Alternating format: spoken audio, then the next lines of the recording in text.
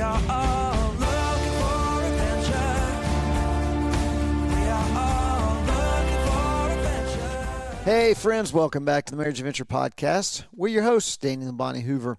So today we're talking about something that every married couple deals with at some point, and that is money. Yep, and not just budgeting tips or save more, spend less kind of advice.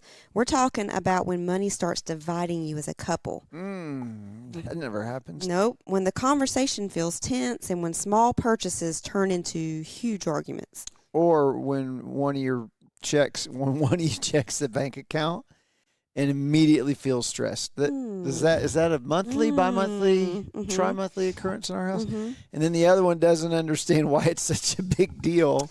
We might have been there. Who wrote this? Was this us that wrote this? Yep. Yeah, we've been there. We have definitely been there. So if you're listening right now and thinking this is us, then you are absolutely not alone. Yeah. So today we want to talk about why money hits so deeply in marriage and whether couples are actually financially incompatible. Is that a thing? Can that happen? But then how to move from fighting about money to building unity with it. Yep, because money doesn't have to divide your marriage. No. I mean, it can strengthen it, and we've seen that in our marriage. Yeah. So, but you have to learn how to handle it together. So Bonnie, on my coaching video on YouTube, and if you haven't checked that out, every Monday I release a coaching video on our YouTube channel at The Marriage Adventure, and you can go and check that out. And so this week's video, I talked about when we renovated the farm here, and we renovated this barn we're sitting in, and the cabin, and even things we did up at the house. There were a lot of hammers involved, right? A lot of hitting nails and pulling out nails and different things like that. And but before I could use the hammer to build, we had to use that hammer to demo. Yep. Right. So we took out a lot of metal and a lot of different things, demoed it, cleaned it out, and then we built it. And so what's interesting is the same tool is used for two different things. It can be used to tear things down and for demolition, which is fun when you're building stuff, but it's not fun in marriage. Right. And it can also be used to build back, right. And so money works the same way, doesn't it? Right. Money can tear couples apart, and I see it all the time. But also, when you get on the same page, and we've seen both of this in our marriage, man, it can build wonderful things, right? And so really what money does is it just kind of amplifies what's already in your heart. Oh, yeah. Money's not the issue. No, amplify meaning it makes it huge. It takes that small thing and makes it resonate even bigger. But money's not the villain. It's kind of the amplifier. It's when there's not a shared understanding of money. It simply amplifies your differences and your frustrations. It's going to give you something to argue about. Yeah, it really does. So why do you think money triggers us so deeply? Money, Scripture says money is a root of all kinds of evil. And so I think you have to get down into your heart. And for me, in particular, I think, and for a lot of people, money, you equate it to security. You kind of feel like if there's enough money in the bank account, then I'm going to feel secure. If there's not, I feel insecure in things. And that goes down, I guess, for me, to the root of that would be trust. Trust in the Lord, His provision, or trust in where the paycheck's coming from, or if the paycheck's coming, or lack of trust. That kind of gets down deep. Yeah, I can tell when it's bill paying day, and I walk in the house. I can just tell. I can tell you're in the middle of it, and so there's definitely a thing there, a trigger there for you, that, and which is, it's something you've had to, and I've seen such spiritual growth in that area, because it's something you've identified, and you have to actively lean in dependence on God and give Him that trust, not letting you overtake it. I think another reason that money is triggering for so many people, if it's not security, it's control. Mm. You know, and if I can control my money and I can bring in X number of dollars, then that gives me a sense of control over my life. Mm. And we all know, we've said this on the podcast before, control's an illusion, Yeah. right? Ask the Yeah. people who lost all their retirement and life savings when the market, crashed in 2008.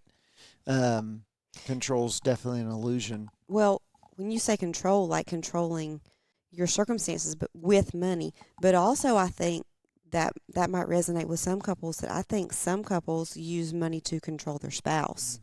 There's Yeah. sometimes there's that dynamic depending on the relationship and who's in charge of the finances. It can be a control issue in the marriage, and that can resonate pretty. That can trigger somebody too, feeling like they're being controlled by a spouse over money. Yeah. I think another reason is money equates with identity a lot of times. Especially with men, probably in the area of I'm provider or I'm the responsible one. Money equates with success.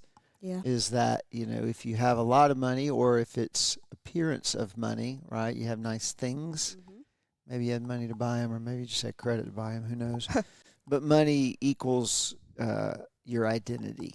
It goes along to build that identity for you. Well, and then there's also just the upbringing differences. Like some people had a lot and some people didn't have hardly any at all. And so when you get married, it's like, well, I want to continue the path my parents were on, or I'm going to do this differently. And you're triggered by, man, we had nothing growing up, so I feel like I have to get a lot. Or we had a lot growing up, and so I feel like I need to attain to a certain thing standard where my parents were. Or maybe, I don't know, sometimes there's just this deeper issue of greed there. Yeah, we both grew up firmly implanted in the middle class. Yeah. Right. So we never had to worry about food or shelter or anything like that. We always had enough. Or clothing, yes. But there was an ample amount of stress on our parents just each month to make sure that we didn't, outspend what we had coming in. Yeah. And, and growing up, my parents, I didn't know what our family financial status was. I knew that I couldn't get everything I wanted, but I knew that I had everything I needed.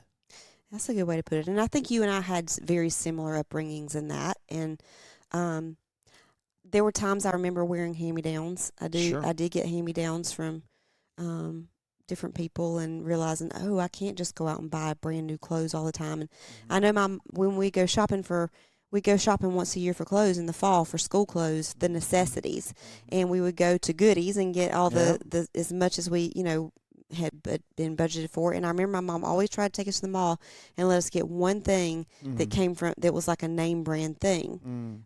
If she could that year, we tried, like we would have a pair of Gap jeans, and as long as we didn't outgrow them, we were going to wear those Gap jeans for a couple of years, and they were nice, and that was the thing because that was kind of in style. But I remember they tried to give us some of the things we wanted along with the things that we needed, but we couldn't have everything. And I remember I was telling, Colby the other day, just that, we can't afford to eat out all the time, and that growing up, he would eat window food every time. And so I cook. I plan that out, and I plan when we're going to eat out. It can't just be on a whim. And that was the same for us growing up. We couldn't afford to just eat out every meal. I mean, my mom cooked pretty much all of our meals, and I remember we might get KFC for lunch on a Sunday, or if we didn't do that, we might, it might not be every week either. And then I remember it was special when we get to go out to eat with church members on a Sunday night after church. That was kind of a special thing. We just didn't go out to eat all the time. So, money we had enough, but not too much. Yeah. Sunday afternoon meal was either KFC, big bucket of KFC, or it was a pot roast. Yeah. I love it. Yeah, pot roast was Sundays a lot. Yep, Mom would put it on before church. We'd come home and be done in the crock pot. Oh yeah. Yeah, for us, I mean, I remember there was a lot of outlets shopping, right? And so growing up, there was an outlet store, Ashley's Outlet in Macon, Georgia, and I grew up in the town next to Macon. So we'd go shopping there, and then they built Outlet Mall not far from our house, and so we go there. And I didn't know what outlet shopping was back then, right? I just knew it was a store. And so, but now I look back and I know that, Mom and Dad had to pinch pennies, and we didn't do big elaborate vacations. We never went on cruises. We never went out of the country. Us either. I remember, we'd go to the lake and borrow or rent a friend's house at the lake, and we had a little boat, that we'd take, and we did that. Or I remember one year we did go to Daytona Beach. That was kind of a big deal. But we didn't do big elaborate vacations. We didn't either. But I didn't miss it. No, I didn't know that family. Was such a thing. No. And so growing up, with money, I had a job as a teenager. I had different jobs, but I was terrible with. I don't know if it was just the fact that I was the youngest and the creative and the artistic one, and details wasn't in my makeup. Can't have everything, right? And so, but I was terrible with money and managing it and all that kind of stuff. And so, coming into marriage, I just never thought about it. And I just kind of always felt like, God will provide. Yeah. And I don't know if that was, I don't know if it was so much faith or just irresponsibility, maybe some of both, Well, because I remember when my parents opened a checking account for me, and they sat me down and showed me how to balance my bank statement and do all of that and keep a check register and keep up with it. Now, I didn't have a job. My job was to go to school and get great grades so that I could get scholarships for college, which I did. But then when I got in college, I got a job, and I knew how to manage all of that. And once I got a job, I did, but I didn't really worry about where money was coming from. But because I didn't really have a job in high school, but then in college I did.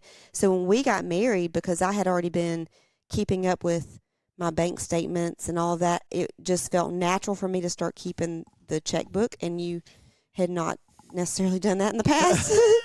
And so and you were, and I was a personality, A-type person, detailed. It made sense for us, and we discussed that at length, and decided I just needed money to accomplish my big visions. Yes, and so I think for us that brought on a lot of conflict in our first couple of years of marriage, because there was the constant. I was looking at the checking account, paying the bills, and you weren't, and you were very much, okay, God's going to take care of us, and He did. But I was always stressed about where the money was going to come from. Yeah, and the problem with me was I didn't delegate that to you. I abdicated that.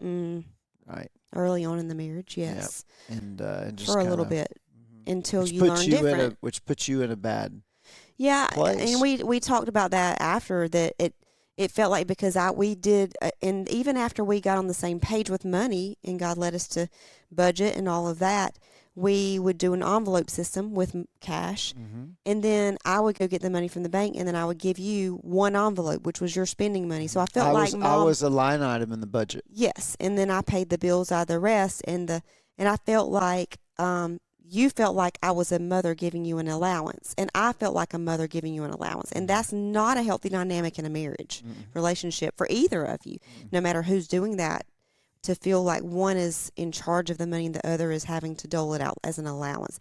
It's not a very healthy dynamic. And so we had to there was a money fairy. It would magically appear in my wallet. Right. Well, and I think there's a difference in coming together and formulating a budget and goals. And that's what happened with us. Early in our marriage, we hadn't. Right. But probably 3 or 4 years in, when we came across Financial Peace and that book, Dave Ramsey's book, we read the book and we're like, well, let's just do this, right? Yeah. They didn't have the course and all that out then.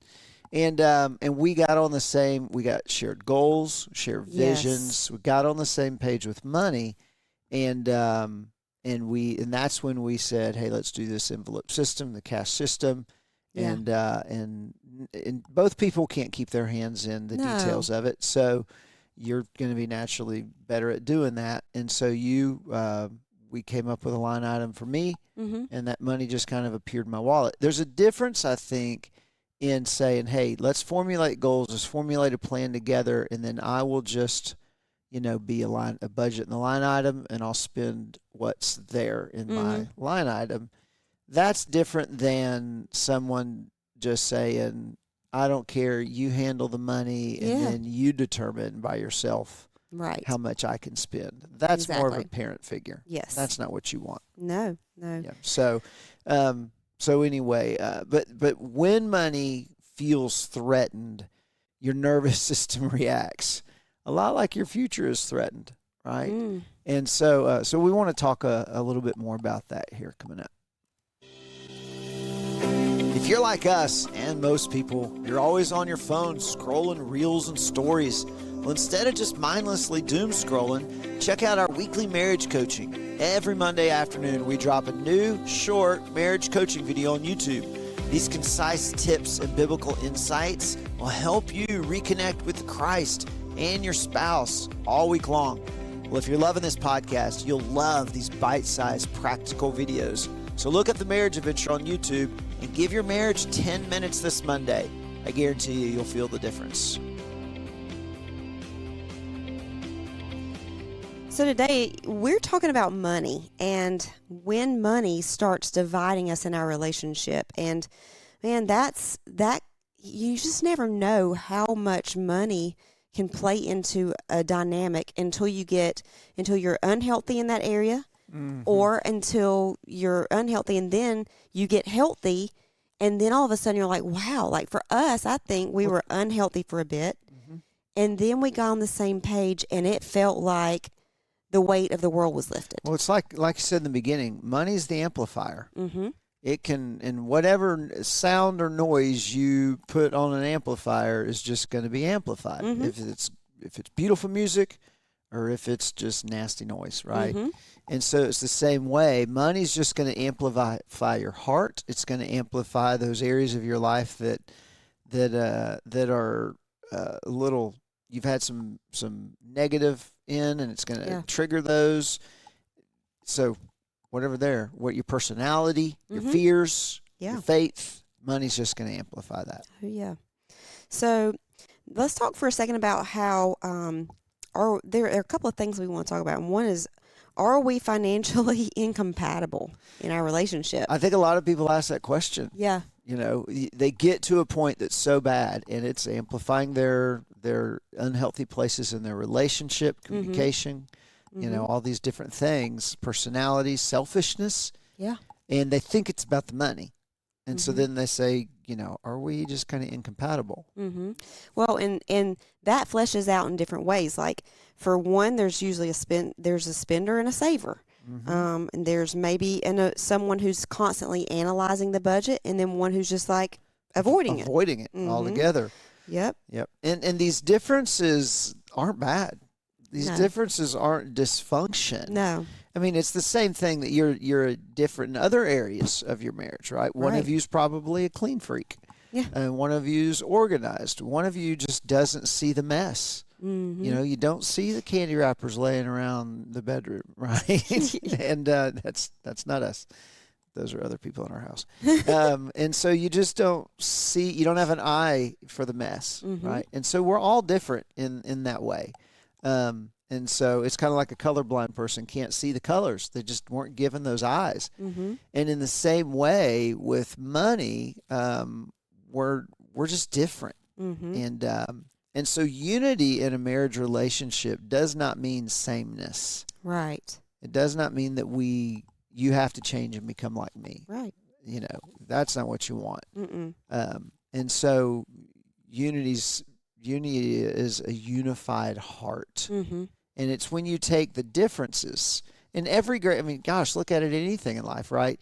In a company, in a church, on ball teams. Yeah.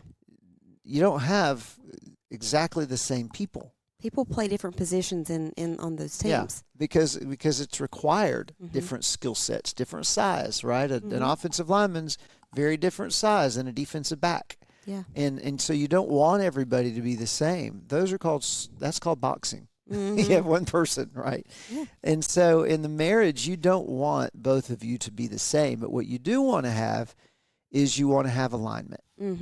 Right. That our hearts on the same page and we're going the same direction, but we need each other in our unique way of looking at things to get there. I mean, I remember when we first got married, okay, so we weren't really on the same page, but I was a saver, but the flip side of this is I was a hoarder. Mm-hmm. You were a spender, but you were also a giver.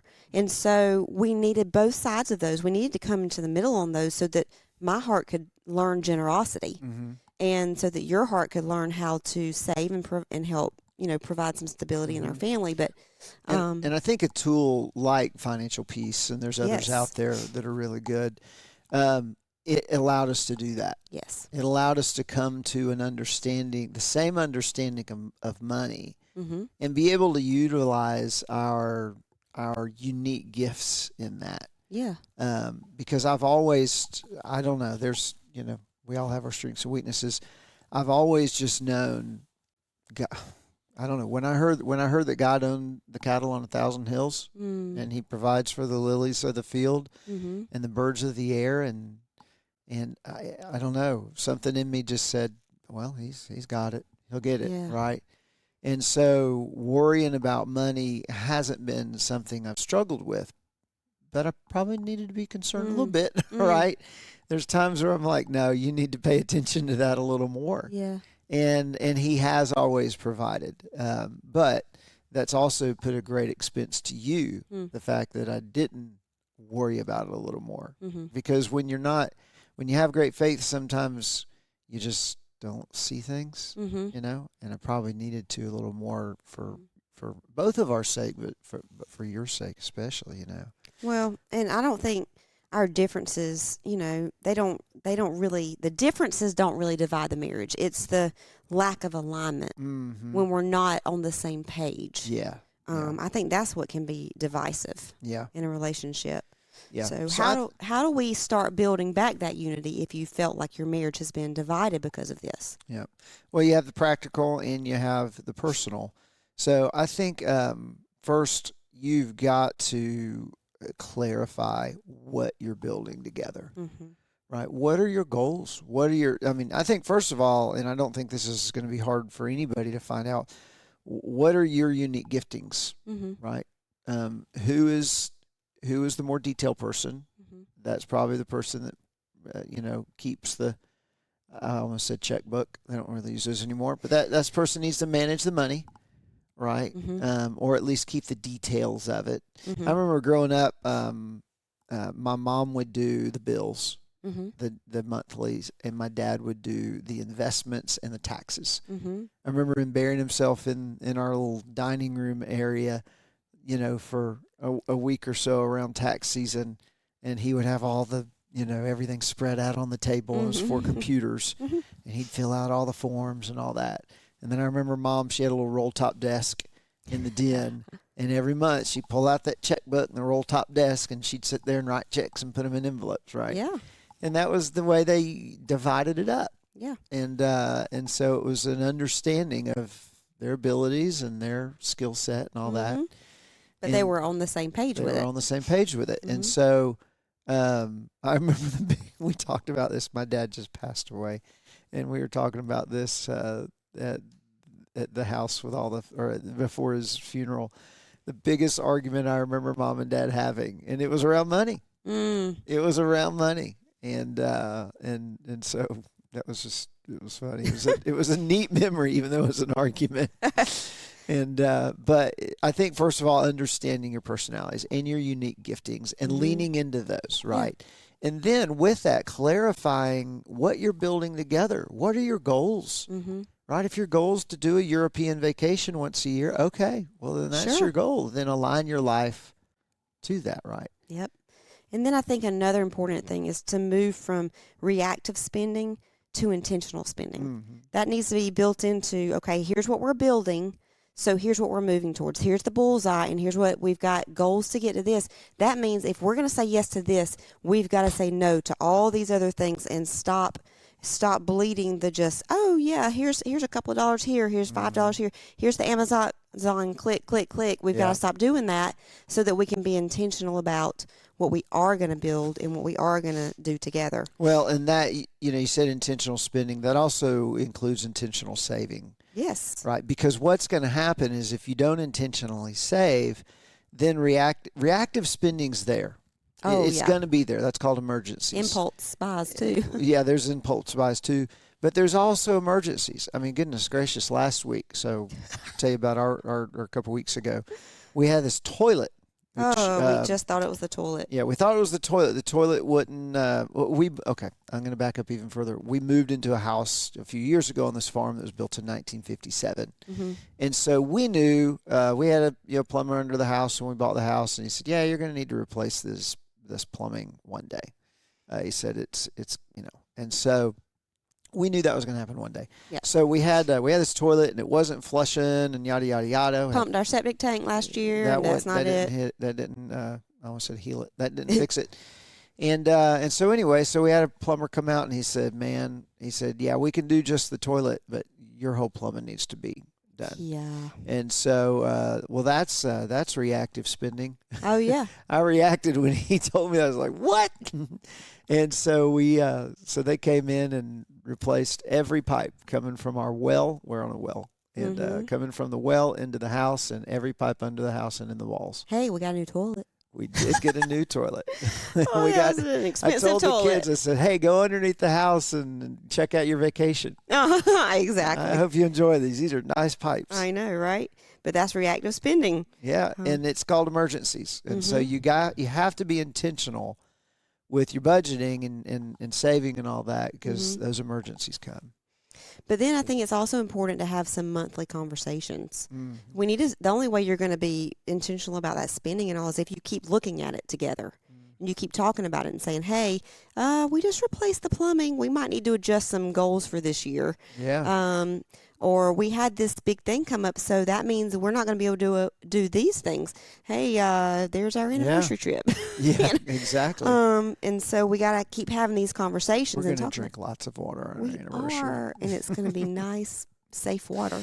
I also think it's a good thing about naming those fears, and because what we tend to do is we just tend to argue surface issues, and that just breeds more argument and misunderstanding. But when I understand that you have a fear of security is a big thing for you, and it is for a lot of wives, and their husbands too. But security is a big thing for you. And that's a faith struggle for you. Yeah. We all have them in different areas. And you've confessed that's one for you. Then I can be empathetic to that, and I can help partner with you in that. And that means getting on the same page and budgeting together. And so I think being able to name your fear around money, whether it's control or identity or security or whatever, is really healthy. Yep.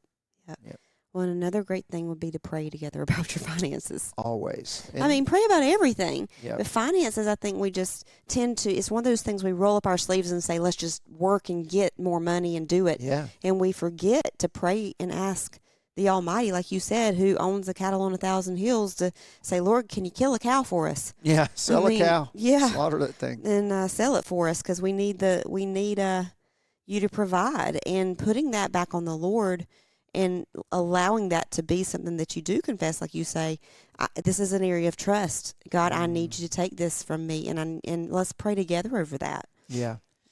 So, and I want to say this, kind of as we start to wrap up. Money only unifies a marriage when it's pointed towards something bigger than comfort, right? Because comfort will be reactive spending. That's the buy now button, and that always happens. Yeah. But if you don't have a unified goal or mission, then your money's just you're not gonna be united in heart. Yeah. And so mission changes everything. Oh, does it ever? Yeah.